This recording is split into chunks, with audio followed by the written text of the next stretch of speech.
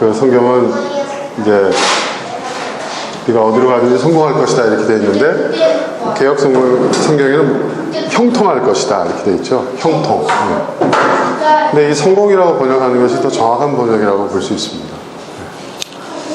자, 지금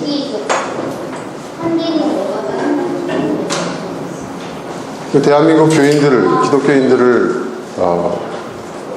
넘어서서 우리 한국 사회에서, 아니 지금 온 인류 사회를 통틀어서 많은 사람들이 이 성공이라는 이 단어에 열광하고 있어요. 그죠? 성공하길 원해요. 성공이라는 과연 무엇일까? 오늘 제목이 성공이란 무엇인가인데, 더 정확하게 얘기하면 우리에게 성공이란 무엇인가, 그 얘기를 좀 해보려고 합니다. 오늘 함께한 이 본문은 우리가 잘 봐야 됩니다. 여기서 보면 하나님께서도 이렇게 하면 내가 성공시켜줄게 라는 얘기가 아니죠. 잘 읽어보세요. 그죠? 네. 내가 성공시켜줄게 이게 아니에요. 너가 이렇게 하면 어디로 가든지 무엇을 하든지 네가 성공할 것이다 라는 얘기예요. 그죠? 내가 성공시켜준다는 것과, 그죠? 내가 너를 축복해서 성공시켜줄게, 그러니까 너 내 말만 믿고 따라와, 내가 시킨 대로만 해, 그 얘기 아니에요. 그죠 여러분? 그걸 약속하고 있는 게 아니에요. 근데 우리는 그런 약속이라고 우리가 믿고 싶은 대로 그냥 믿는 거죠. 근데 사실은 하나님께서 우리에게 성공을 약속하거나 보장해 주신 적은 없습니다. 이렇게 하면 네가 성공할 거야, 그렇게 얘기를 하고 계신 거죠. 자, 그러면 오늘 본문 말씀에서 우리가 성공하려면 어떤 준비들이 있어야 되는가?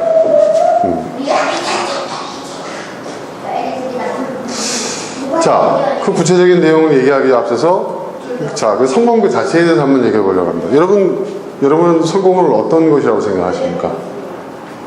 성공. 여러분이 생각하시는 성공. 부자 되는 거? 출세하는 거? 유명해지는 거?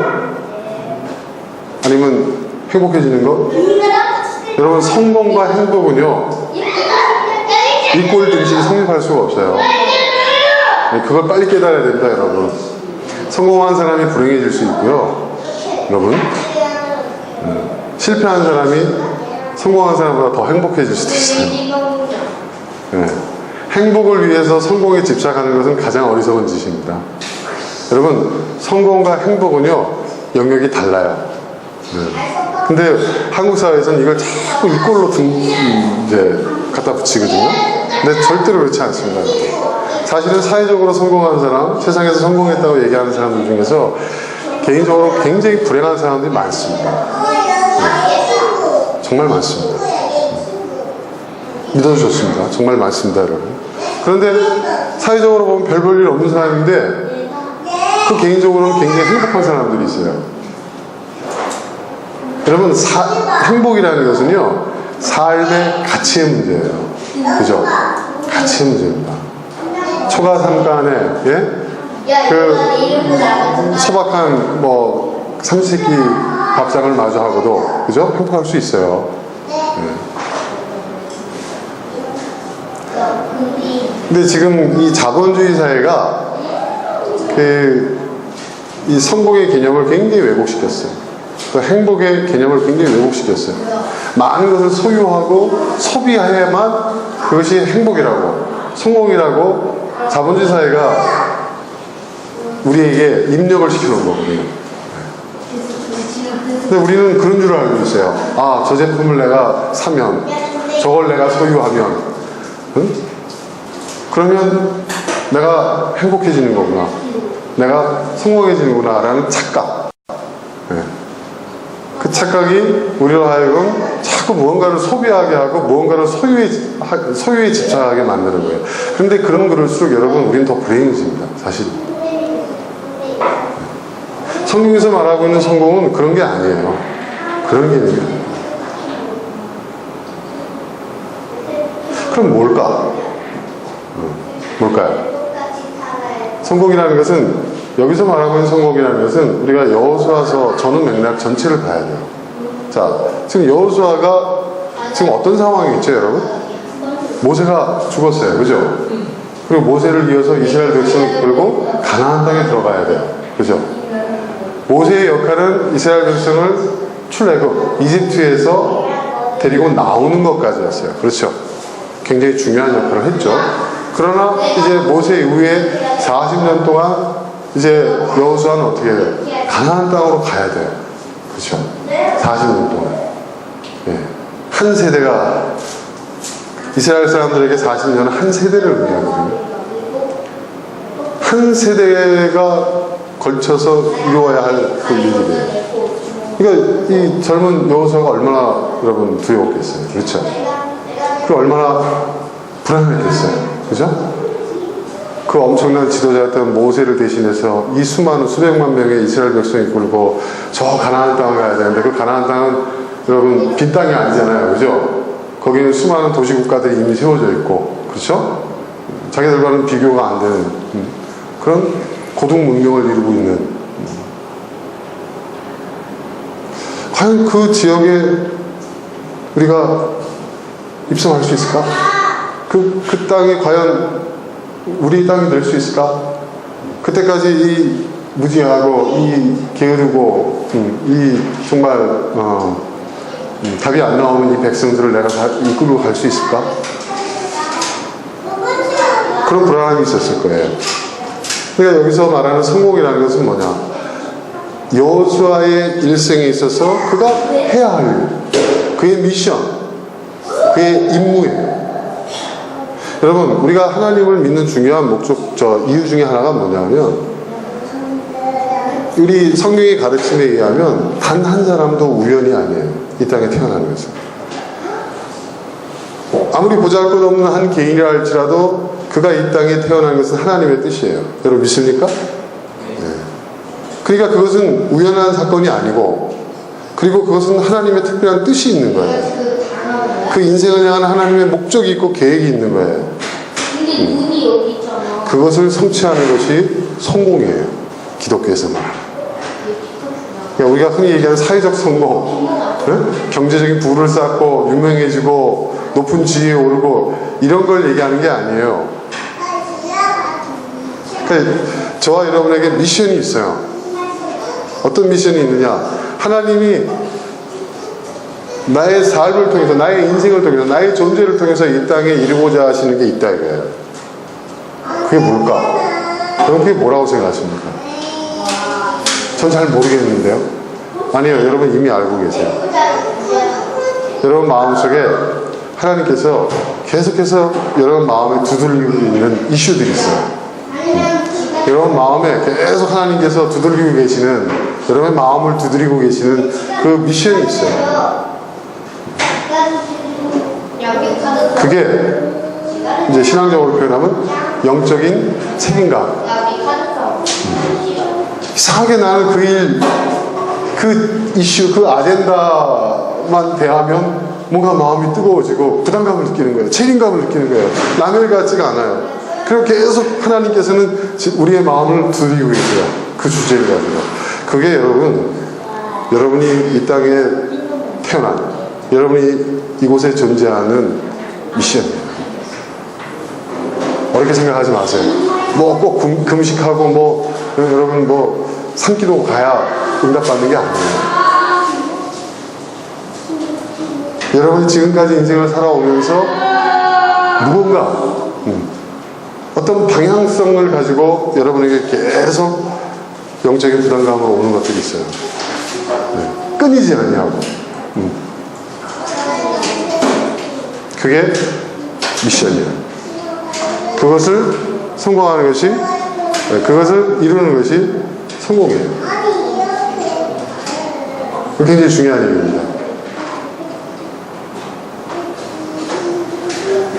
자, 성공이라는 것은 그런 거예요, 여러분. 성공이라는 것은. 그리고 우리 기독교에서 얘기하고 있는 그 성공이라는 것이 어떤 의미에서 보면 또 세상에서 말하는 성공과 행복은 다르지만, 우리 기독교 신앙에서 얘기하고 있는 성공은 또 개인의 행복과도 일치하는 부분이 상당히 많아요.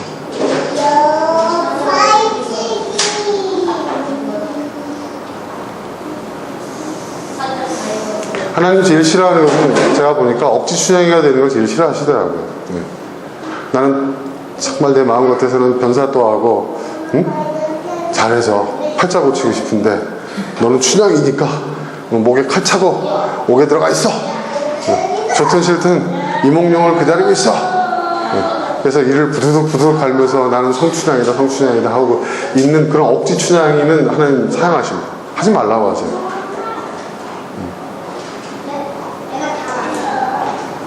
여러분, 과연 춘향이가 이몽룡을 기다릴 때 어떤 심정이었을까요?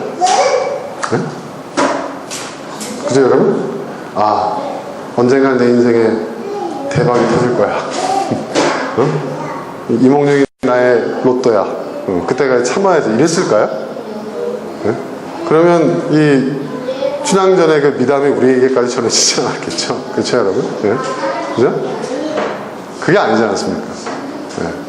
저는 비록 몸은 공고하고 목에 칼을 차고 감옥에 갇혀있고 괴로웠어도 성춘향은 굉장히 행복했을 거라고 생각합니다.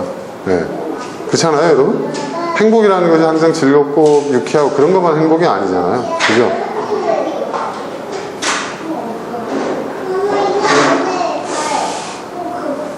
자, 그런 의미에서의 성공입니다. 자, 그런 성공을 우리가 하려면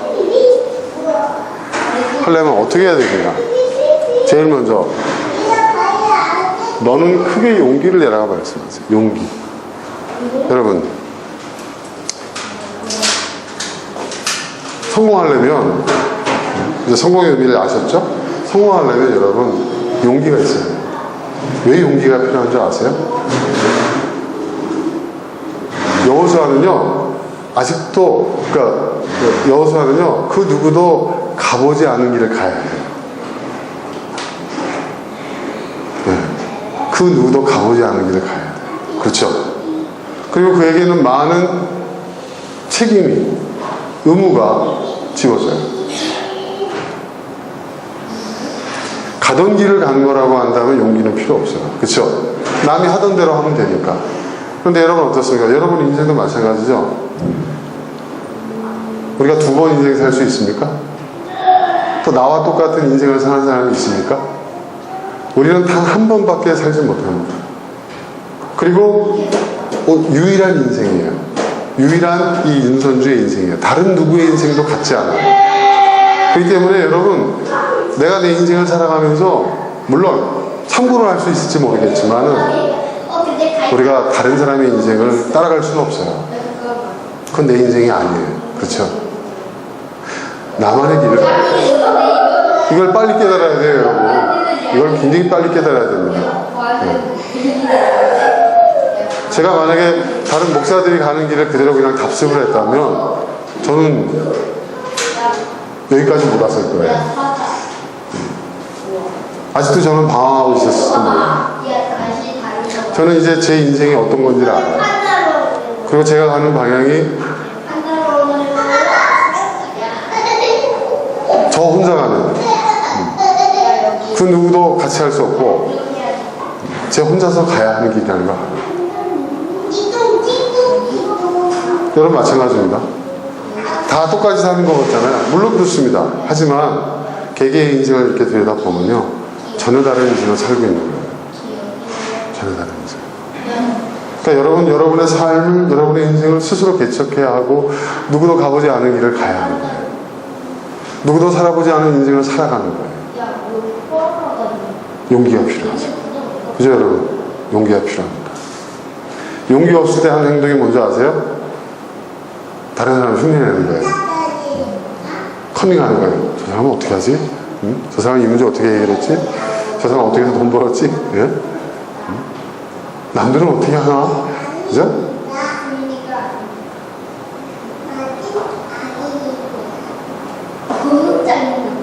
우리가 여러분 나이 들면요 점점 어떤 증상이 나타나냐면 결정장애 증상이 나타난답니다. 나이를 먹어갈수록. 네. 그리고 나이를 먹어갈수록 정말 내가 원하는 게 뭔지를 잘 모른대요. 정말 내가 원하는 게 뭔지를. 네. 해야 할 일과 할 수 있는 일과 하고 싶은 일이 막 뒤엉켜가지고 정말 내가 원하는 게 뭔지를 모르는 거예요. 점점 헷갈려지는 거예요. 그러니까 인생이 점점 뭐냐면 모호해지는 거예요. 살면 살수록 뭐가 뭔지 몰라요. 그렇게 되는 거예요. 용기를 내는 거죠. 뭔가 새로운 걸 시도하고 도전하기보다는 그냥 원만하게 남들 가는 것처럼 그냥 적당히 타협하면서 살아가는 게 낫지.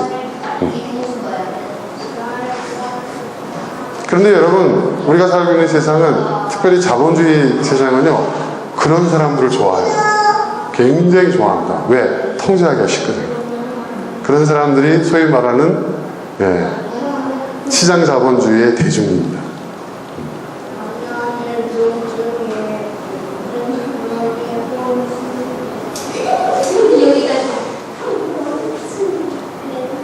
용기가 필요하죠. 저 거친 광야를 거쳐서 약속의 땅 가나안까지 가야 하는데, 그리고 그 가나안 땅은 빈 땅이 아니라고 했죠. 자기들과 비교할 수도 없는 월등한 문명을 이뤄놓은 도시국가들이 다 자리를 잡고 있어요. 쉽게 말해서 이스라엘 백성들은 노예 생활하다가 나왔잖아요. 노예 생활하다가 나왔어요. 뭐예요, 여러분? 거짓대들이잖아요. 거짓대들. 그죠? 네. 그 숫자를 한번 생각해 보세요. 먹여야 할 일. 얼마나 많은 사람을 먹여야 합니까? 그죠? 또 해결해야 될 일들이 얼마나 많아요. 아마 기린일 것 같지 않아요?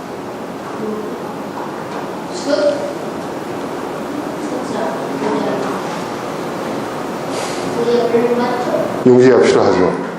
그렇죠, 여러분? 용기를 내야 됩니다. 용기를 낼 때, 용기를 가질 때 우리는 무언가 새로운 것을 시도할 수가 있는. 여러분, 이런 말이 있어요.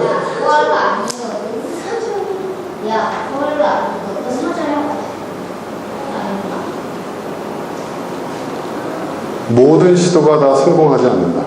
그러나 시도하지 않는다면 아무 일도 일어나지 않는다. 이런 말 들어보셨죠, 여러분? 굉장히 중요한 얘기라고 저는. 용기, 오늘 우리가 얘기하고 있는 용기에 관한 것이죠, 선생님. 용기.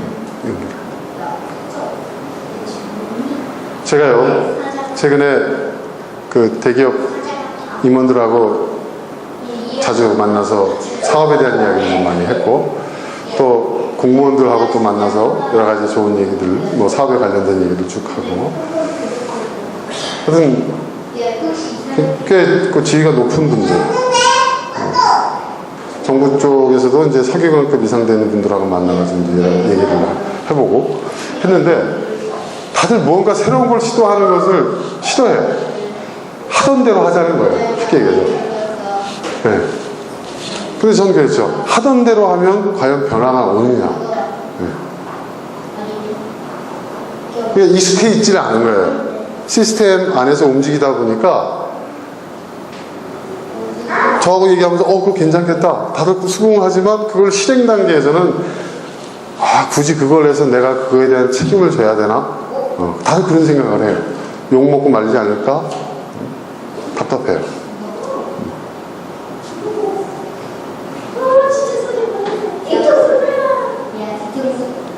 얼마 전에 제가 이제 그 국방부의 그 전직 교육원이라고 했어요. 거기 고위 관료를 좀 만났는데, 제가 제안한 게 뭐냐면, 지금 정부의 모든 부처가 사회적 기업을 갖고 있어요. 그걸 부처형 사회적 기업이라고 해요. 부처형 사회적 기업. 예를 들어서 통일부에서 그 탈북인들이라든지 뭐 여러 그 관련돼 있는 사람들 그 사회적 기업을 인증을 해가지고 지원해주고 인큐베이팅하고 하는 그런 일들을 다 하고 있어요. 그거는 그 부처에 별도의 또 예산이 또 주어져요. 그 사업을 위해서. 근데 국방부만 안 하는 거예요. 그래서 제가 가서 국방부에서 여러분 1년에 8,000명에서 10,000명 정도가 제대합니다.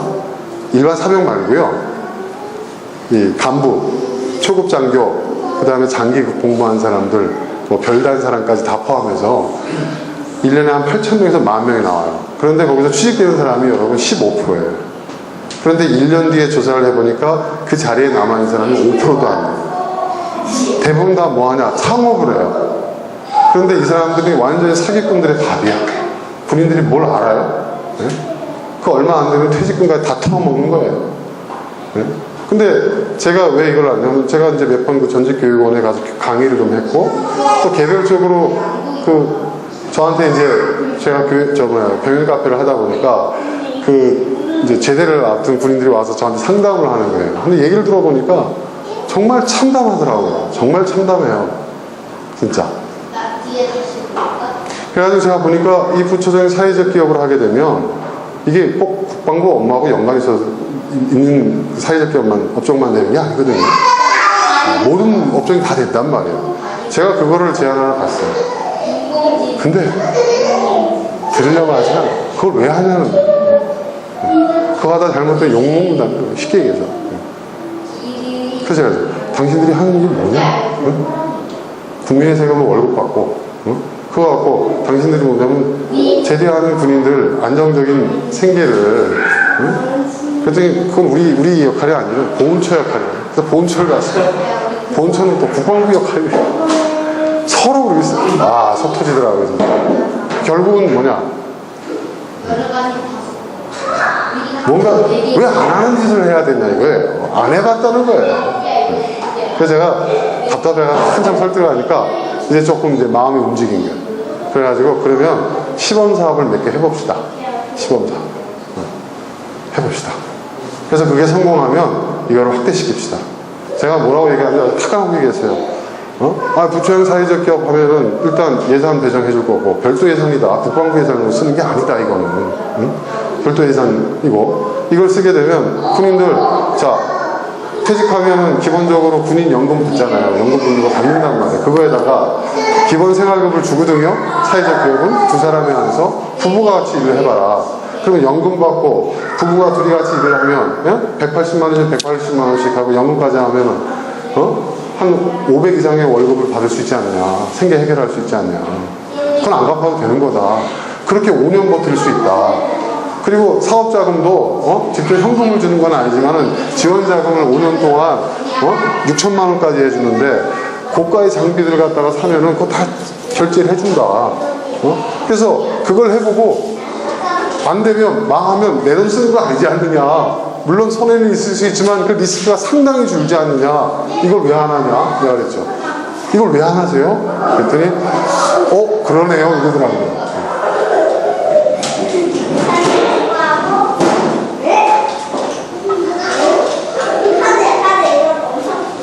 참 특이하죠. 네? 그리고 모 대기업 그 임원들 만나가지고 새로운 사업에 관련된 협력방을 얘기를 하는데요. 뭔가 새로운 걸 하려고 하지는 않아요. 그냥 자기들의 그 안에서 그거 안 해도 우리 회사는 더 굴러간다 이거예요. 그래서 제가 참 답답한 거예요. 야, 그 대기업의 그 CEO가 그 고액 연봉을 주고 있는 임원들이 저 따위라고 한다고 한다면 저는 제 직원이었으면 벌써 다 잘라버렸어요. 그러니까 뭔가 맨땅에 헤딩을 하고 없는 바닥에서 뭔가를 딛고 일어나고 새로운 걸 개척하고 이런 게 없는 거예요. 전혀 그런 의식이 없어. 용기가 없어요. 그러니까 적당히 버티면서 월급 받는 거예요. 다리 보존하면서. 그러니 무슨 성공이 가능할 게 있어요. 그런 사람들한테. 그렇죠 여러분? 그렇지 않습니까?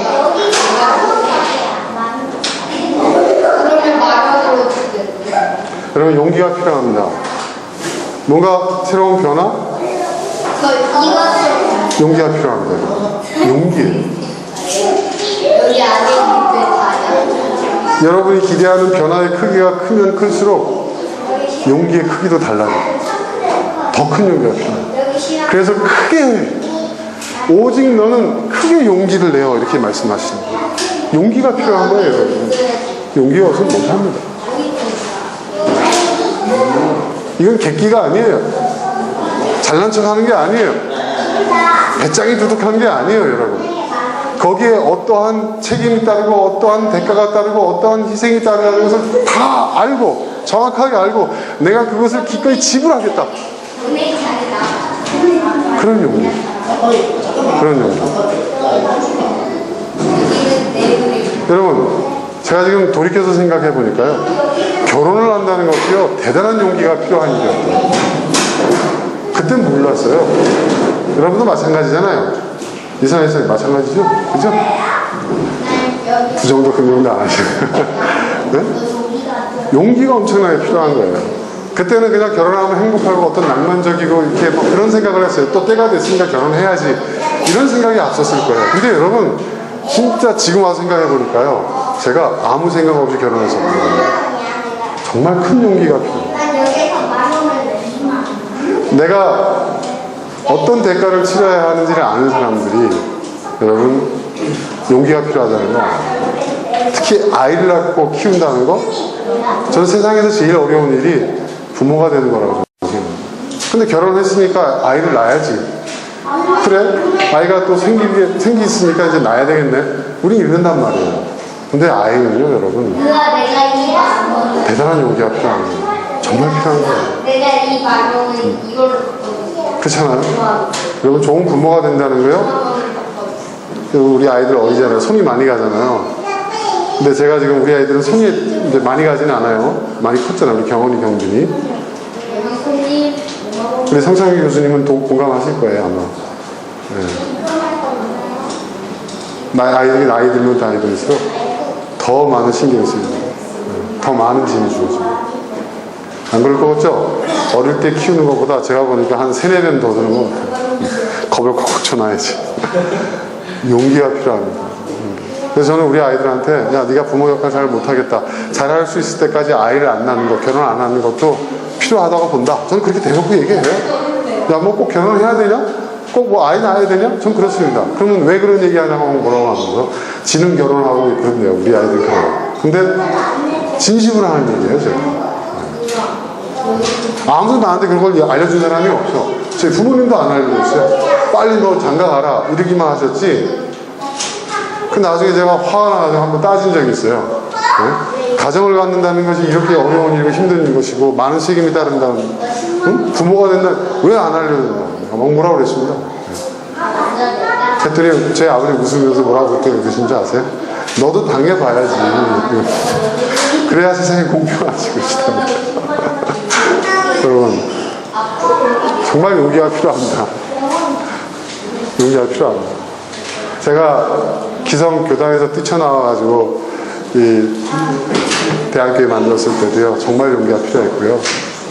직업을 갖는다고 카페를 처음 시작했을 때도 대단한 용기를 냈습니다. 지금도 매 순간순간 용기를 내야 된다. 이 용기를 낸다는 게 한 번 내는 걸로 끝나는 게 아니에요. 매 순간순간 용기가 필요해요. 벼랑 끝에서는 용기가 필요하더라고요. 지난 시간에도 제가 용기의 중요성을 말씀드렸죠. 정말 그렇습니다. 그 용기를 내고 내가 뭔가 그것으로부터 도망가지 않고 내가 당당히 내가 맞서 싸우겠다는 용기를 낼 때 여러분 또 생각도 깊어지더라고요. 용기를 낸다는 거 굉장히 중요합니다, 여러분. 용기를 내야 됩니다. 용기를 내십시오, 여러분. 응? 용기를 스스로에게 용기를 복돋 주십시오. 여러분, 믿음의 또 다른 이름은 전 용기라고 생각합니다. 용기입니다. 여러분, 십자가를 진다는 것, 십자가의 길을 건다는 것은요, 여러분, 대단한 용기가 필요한 거예요.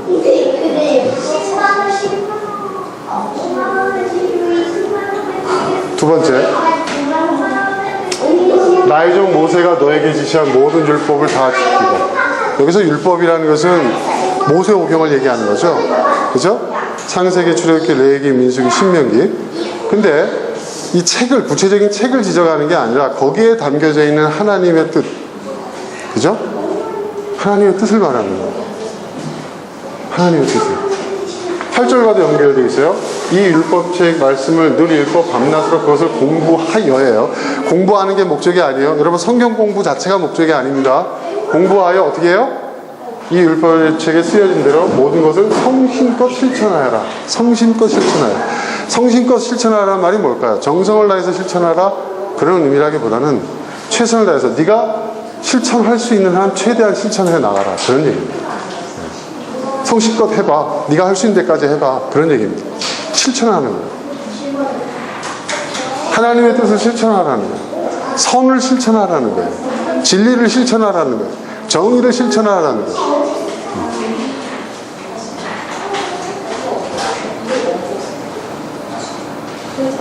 많은 사람들이 이 말씀을 어떤 종교적인 계율을 지키라라는 것으로만 생각하는데 그렇지 않습니다.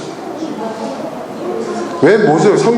여러분 사실은요, 저는 성경에서 가장 중요한 말씀이 복음서고, 저는 그 다음이 모세오경이라고 생각합니다. 모세오경.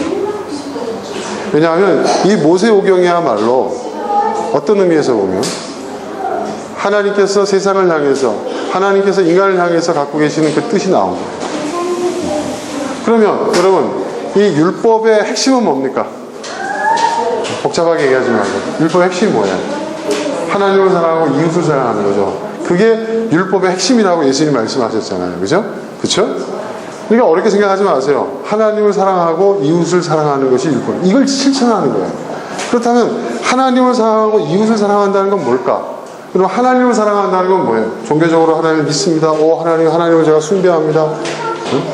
그런 의미일까요? 그렇게 해석할 수도 있어요. 그러나 하나님을 사랑한다는 것은요, 여러분, 왜 그것이 율법의 핵심일까요? 하나님은 우리의 사랑이 필요하신 분일까요? 하나님이 사랑에 목말라 계시는 분이 나 좀 사랑해줘. 그러니까 율법의 핵심은 나를 사랑하는 거야. 그게 제일 먼저야. 너희들 날 사랑해야 돼. 딴 번 폭로한대. 난 너희들의 사랑이 필요해. 사랑에 목말라 하시는 예수님, 사랑에 목말라 하는 하나님 완전하신 분이라고 그랬죠? 필요 없어요. 우리가 사랑하든 말든 그게 중요한 게 아니에요. 왜 하나님을 사랑하는 게 중요하냐? 우리 자신을 위해서요. 하나님을 사랑한다는 게 뭐예요? 우리는 왜 하나님을 사랑해야 돼요? 하나님을 사랑한다는 것은 여러분 다른 게 아니에요. 우리 자신의 연약함과 우리 자신의 한계와, 그죠? 인생의 연약함과 인생의 한계와 인생의 죄악됨과, 그렇죠? 그러한 것들을 알기 때문에 우리가 하나님을 사랑함으로써 그분을 의지하는 거예요. 이해되세요, 여러분? 하나님을 사랑하라는 것은요, 하나님을 위해서가 아니라 우리 자신을 위한 거예요. 하나님을 사랑할 때 우리가 우리의 연약함을 극복할 수가 있어요. 하나님을 사랑할 때 우리의 악한 것들을 우리가 스스로 하나님을 사랑하는 그 사랑을 극복할 수가 있어요. 우리의 한계를 하나님을 사랑함으로써 극복할 수가 있는 거예요. 그렇죠, 여러분? 그게 바로 말하는 신앙의 힘이라는 거예요. 신앙의 힘. 하나님을 사랑함으로써 우리를 극복할 수 있는 거예요. 제가 아는 시각장애인을 둔 부모님이 있어요. 그 아이를 둔 부모님. 날 때부터 시각장애인이었고, 그 아이를 돌보는데 그 부모님이 굉장히 어려워하셨어요. 근데 제가 한번 인터뷰를 좀 했어요. 만나서 상담을 하는데 그분이 이제 말씀하시기를 그러더라고요. 제가 신앙의 힘으로 이겼다고. 그런 얘기 여러분 많이 드셨죠? 많이 들어보셨죠?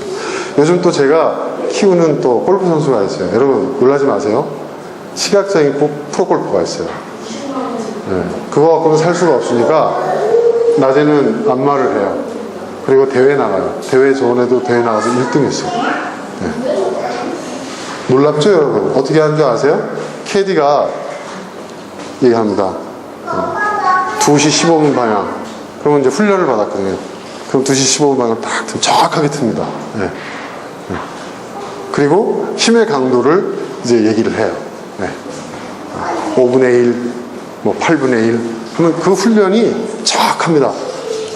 칩니다. 네. 근데 이 친구가 중도 실명자예요. 퍼팅도 정확해요. 근데 그러니까 원래 정한인이었는데, 그러니까 정상적인 눈을 가진 친구였는데 중도 실명을 한 거예요. 피나는 훈련을 해가지고요, 대회 나가서 우승도 했다니까요. 그래가지고 국제대회에서 초청을 했어요, 카나다에. 근데 갈 돈이 없어요. 이사장님 저 좀 어떻게 좀 해주세요. 그래 가라, 도와줄게. 경비 얼마 드는데 500만 원 들어요. 그런데 가만 보니까 이 친구가 또 대학도 나오고 똑똑해요. 그래서 제가 우리 관장님한테 이 친구 키웁시다. 우리가 키웁시다. 응? 그랬더니 어떤 기업에서 지금 그 친구를 통해서 지금 CF를 찍으려고 해요.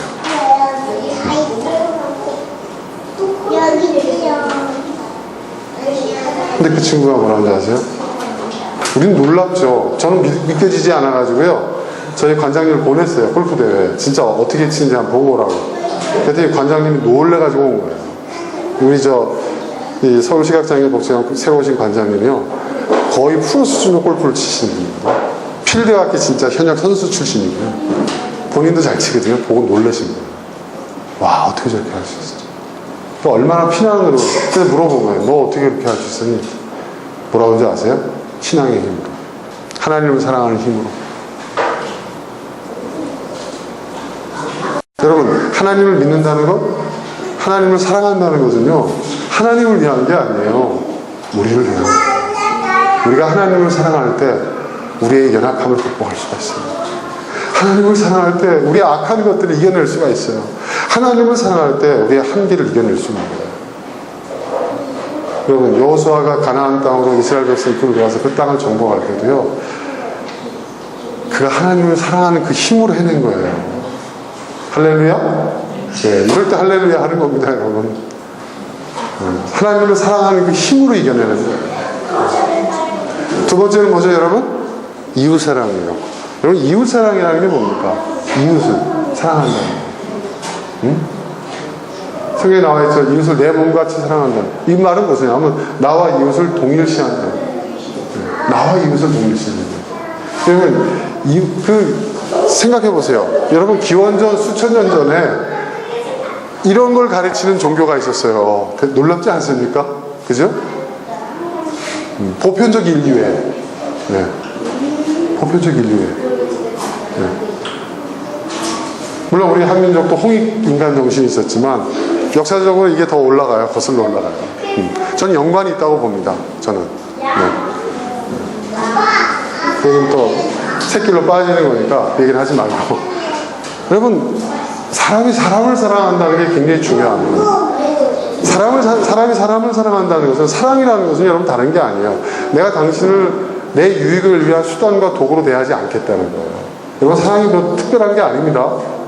사랑이요, 뭐 대단한 걸 베풀고 대단한 걸 뭐 해주고 이런 것만이 사랑이 아니에요. 사랑이라는 것은요, 내가 당신을 대할 때 당신을 내가 내 목적을 위한, 내 유익을 위한, 내 즐거움을 위한 도구로, 수단으로 대하지 않겠다. 당신을 나와 똑같은 목적으로, 나와 동일시하겠다. 나와 동등한 상대로 난 대해주겠다. 이게 사랑이에요. 여러분, 이것만 실천돼도요, 여러분 대단한 일을 하시는 거예요. 세상이 이게 이루어지지 않아서 지금까지 지금 이 아비규환의 세상이 되고 있는 거 아닙니까, 여러분? 그리고 여러분, 우리가 서로 그렇게 대할 때, 여러분, 이 세상은 보다 안전해지고, 이 세상은 더 보다 평화로워지고, 그렇죠? 이 세상은 보다 행복해질 수 있는 거예요. 보다 나은 세상이 될 수 있는 거예요. 우리가 서로를 사랑할 때, 우리가 서로를 동등한 자로 대할 때, 우리가 서로를 도구와 수단이 아닌 목적 그 자체로서 대해줄 때, 나와 동일한 존재로 대해줄 때, 여러분, 그렇게 되면 세상은 더 안전하고 평화로운 세상이 되는 거예요. 더 나은 세상이 되는 거예요. 딴 게 아니에요, 여러분. 그 이웃사랑은 정말 그 당시에 이 계급사회에, 그 고대 사회에서 정말 파격적인 얘기였던 거예요. 그렇죠? 초대교회만 해도 지금으로부터 2000년 전 우리를 따지면 신라 시대 때인데 종과 주인이 같이 앉아가지고 예배드리는 형제자매, 그럼 상상이나 할 수 있어요? 그걸 이뤘던 종교가 기독교예요. 그래서 기독교가 위대한 이유가 거기에 있는 거예요, 여러분. 딴 게 아닙니다. 그걸 실천하는 거예요. 그걸 실천하는 겁니다. 그걸 실천한다. 그러면 어떻게 돼요? 성공한다.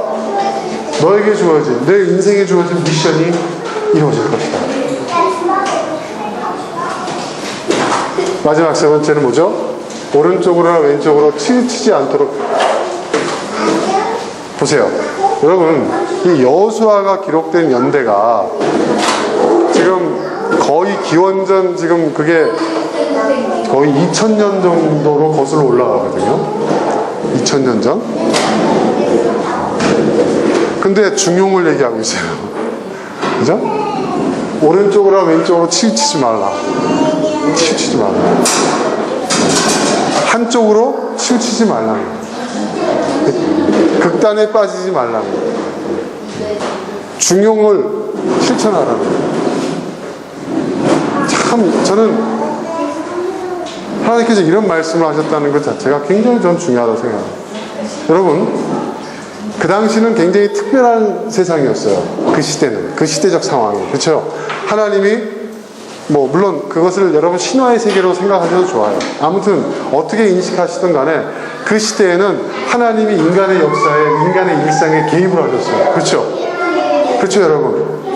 그렇잖아요. 아주 특별한 어떤 그런 역사의 시대였던 것 같아요. 저는 그런 역사가 실제했을 수도 있다고 저는 생각합니다. 왜냐하면 다른 종교를 보더라도요, 많은 어떤 절대적인 존재가 인간의 역사와 일상에 막 개입을 한 그 시대가 거의 일치해요. 동서고금의 역사를 봤을 때. 그러니까 뭔가 거기는 우연치 않은 무언가가 있다고 저는 생각을 하는데, 지금 현재로서는 제가 확인할 길은 없지만 무언가 그렇지 않았을까라는 생각이 드는데요. 중요한 것은 뭐냐면, 여러분, 이 당시에 적어도 여호수아 그리고 이스라엘 백성들은요, 초월과 일상이 하나였던 그런 세상을 살았어요.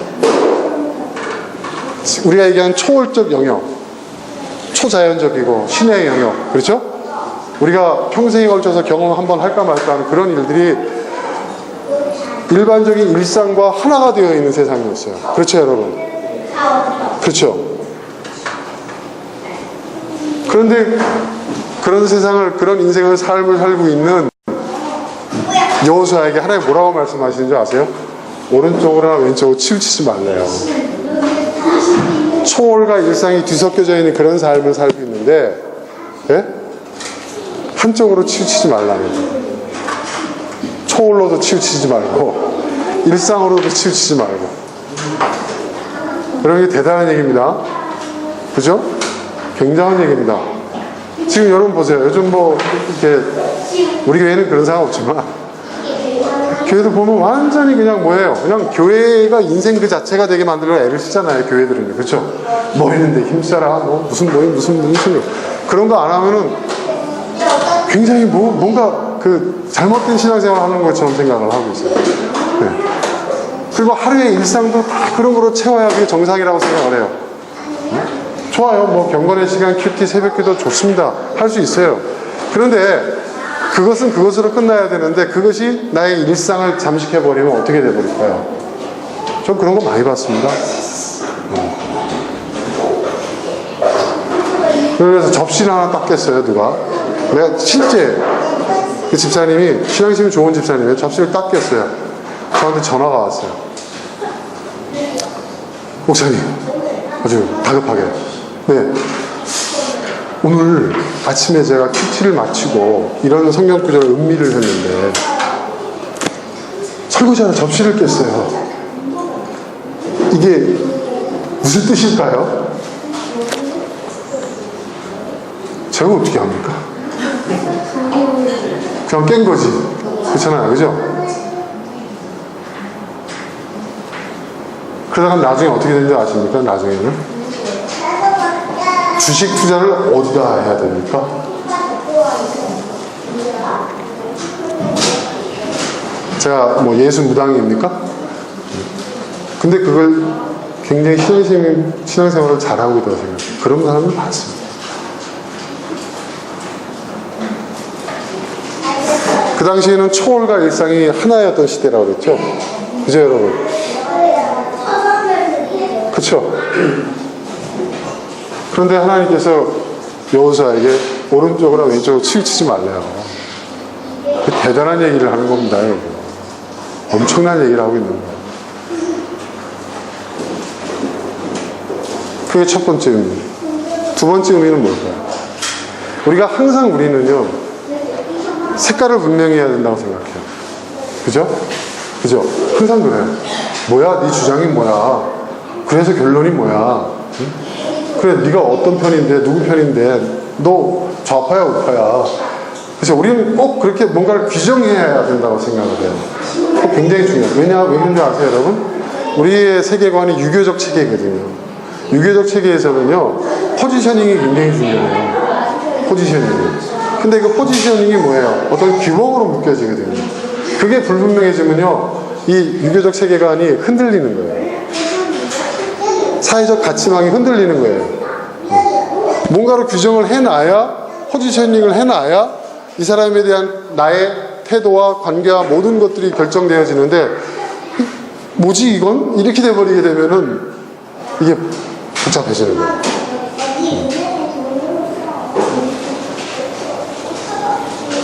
근데 그게 굉장히 잘못된 거예요, 사실은.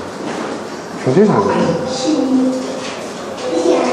우리는 오른쪽, 왼쪽 꼭 한편에 서 있을 필요가 없어요.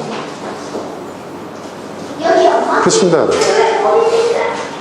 그리고 이 중용이라는 것은, 여기서 또 세 번째로 중요한 것은, 이 오른쪽, 왼쪽이라는 것은 뭐냐면, 뭐, 기회주의자가 되는 그런 얘기는 아닙니다, 절대로. 그건 뭐냐면, 어떤 한 극단으로 치우치지 말라. 그리고, 한쪽으로 치우치게 되면 여러분 어떻게 됩니까? 어떻게 돼요? 어떻게 되죠, 여러분? 그게 나의 기준이 되어버립니다. 나의 중심이 되는 거죠. 이제, 그 기준을 가지고 또 나는 또 다른 사람을 규정하기 시작하잖아요. 그죠?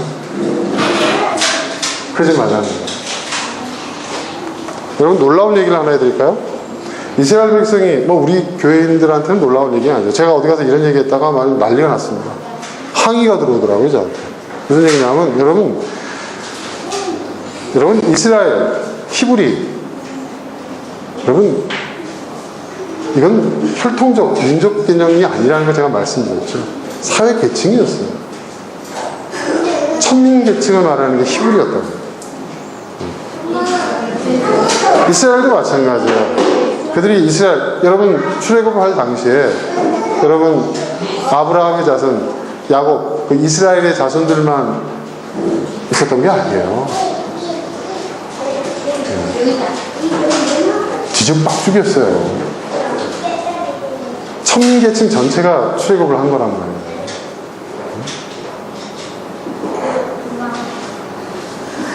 그러면 이스라엘이 왜 그렇게 유대주의, 시온주의, 왜 이렇게 되느냐? 그건 훨씬 후대에 70년 그 포로기 이후에 나라를 되찾는 과정에서 그들이 민족주의 정신을 강화시키기 위해서 만든, 그게 결국 율법주의로 흘렀던 것이고 예수님이 그걸 깨버리신 거죠. 그 이전에는요, 여러분, 다인종, 단족 국가였어요. 이들은. 이건 정확한 팩트예요. 역사적으로. 그러니까 지금 우리가 다문화 사회라고 하잖아요. 그죠? 그래서 다른 문화를 존중해줘야 되고, 다른 가치를 존중해줘야 돼.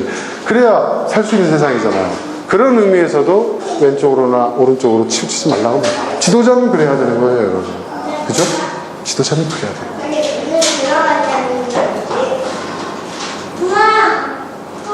자, 이 세 가지를 말씀하셨어요. 용기. 하나님 사랑, 이웃 사랑, 율법. 그리고 중용. 여러분, 이 세 가지를 제대로 실천하면 그 사람이 어떻게 되겠어요? 성공할 수밖에 없죠. 네가 이렇게만 하면, 이렇게 하여라. 그러면 내가 너를 성공시켜줄게. 이게 아니라, 그러면 내 스스로가, 내 스스로가 어디를 가든지 성공할 것이다. 무법적으로 동사를 보니까 자동사예요. 스스로 성공한다는 거예요.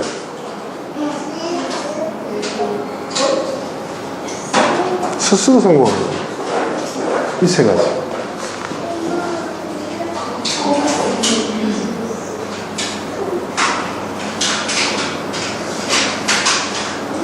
자, 내가 너에게 굳세가 용감하라고 명하지 않아. 이 명령이에요, 명령.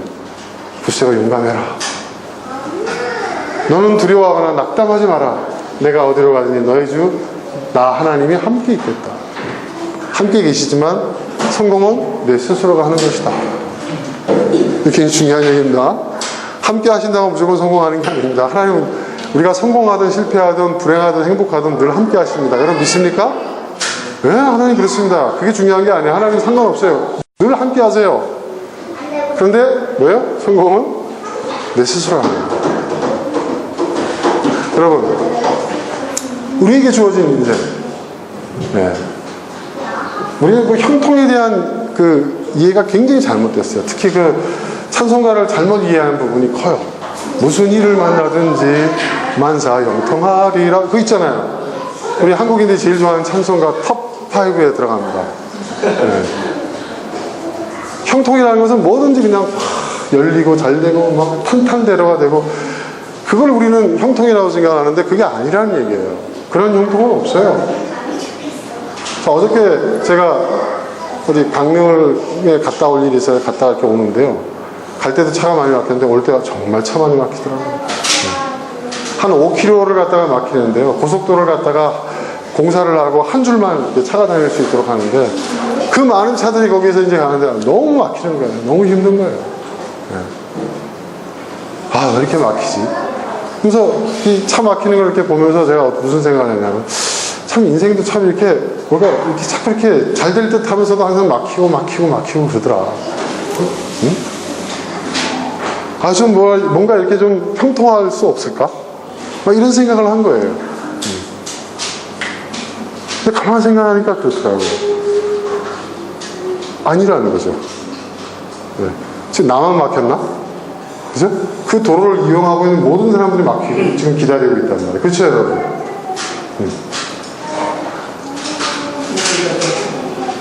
근데 이제 보니까 우회 도로를 가라고 자꾸 이렇게 그 표지판이 있어요. 근데 보니까 그 밤이니까 보이잖아요. 우회 도로로 간 사람들도 막힌 거예요. 엄청 막혀요. 그게 더 막히죠, 사실은. 안 그러겠습니까? 네?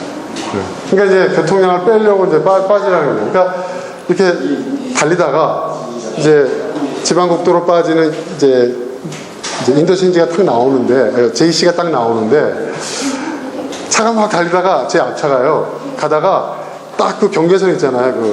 그 도로 선 있잖아요. 거기 가운데 서가지고 어떨까 저떨까 이제 막 망설이는 거예요. 예? 어쩔까 저떨까. 순간. 그거 되게 위험하잖아요. 뒷차로 빵빵거리고. 근데 A하고 빠졌어요. 근데 빠지자마자 저기서부터 쭉 줄 서 있으니까, 그러니까 이제 얼마나 브레이크를 탁 밟고 그냥 운전자가 그냥 클락션을 울리면서 신용기를 내더라고요.